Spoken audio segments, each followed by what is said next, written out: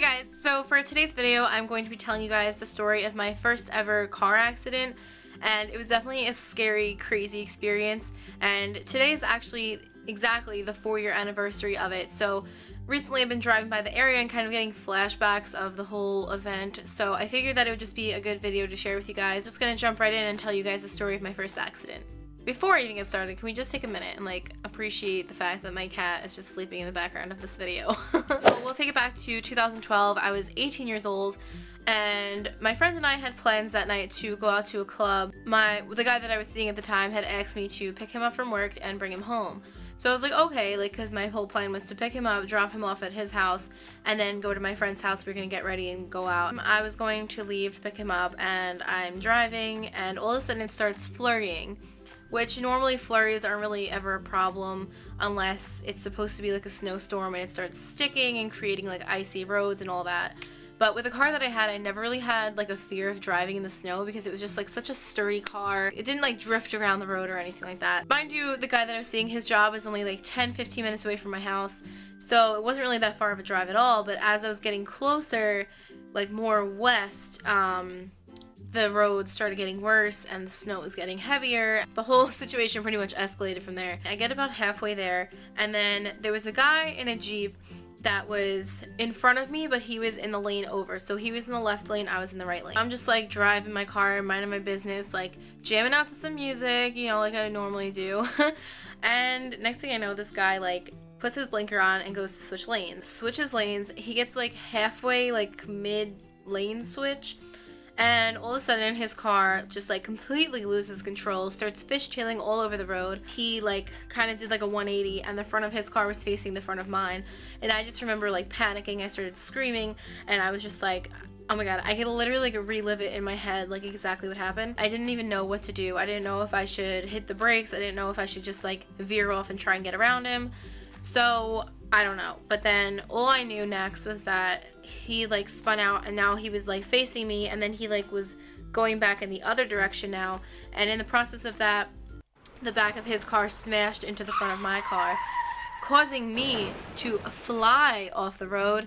And now the road by my house, like, it's a very busy, like, populated road. There's a lot of stores and everything there. I just remember, like, once the car hit me, like, that's when I panicked. And it was kind of like when you know you're gonna get hit with something, so you kind of, like, close your eyes and, like, shield yourself. That's pretty much what I did. And I can't even tell you, like, exactly what happened after that. Like, all I knew is that I opened my eyes and I saw that my car was headed straight for a brick building. And at that point I was like, okay, like this is it for me, like this is how I'm gonna die, I guess. Like I was literally freaking out, and I just remember thinking like this cannot be good. So again, like I just like started screaming. I closed my eyes. I just remember like trying to spin the wheel.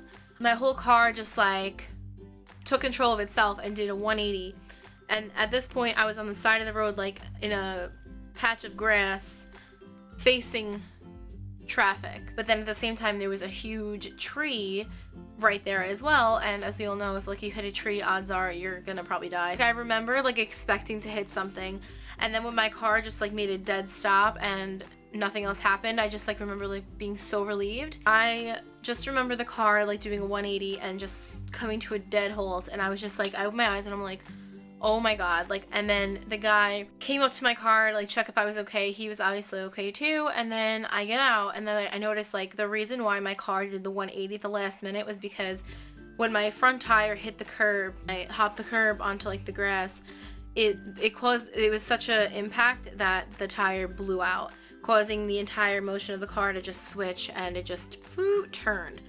And that honestly like saved my life, because it was either I was going to crash into a big tree, I was going right into a brick building, or there was a huge like shopping center like billboard store sign with like, you know, all the store names on it, whatever.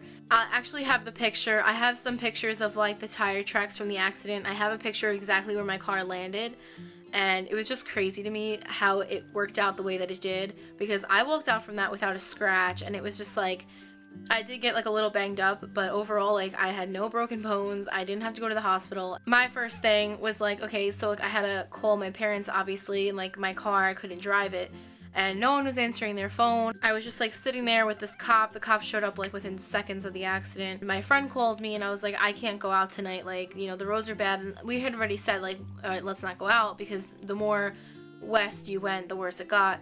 So I remember like my friend, like I told her, I was like, no one is around to get me, like I don't know what to do. So she's like, I'll come get you. So mind you, like I said, the roads weren't bad, but they must have gotten worse, you know, after this whole thing. So I called the guy that I was dating and I was like, listen, like I just got into a car accident, I can't pick you up, whatever.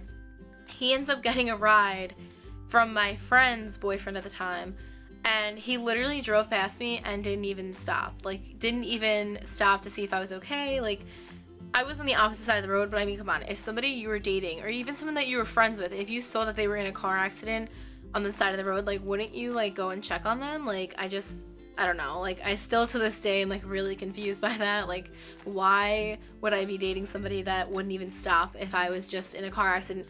So as I'm sitting with the cop, he's giving me all of like the insurance information and the police report and, you know, all that like car accident stuff. Then he gets another call and he was like, listen, like, are you gonna get a ride, because I have another car accident that I have to respond to, and blah blah blah. I go and find out that I actually told him, I was like, well, my friend's coming to get me.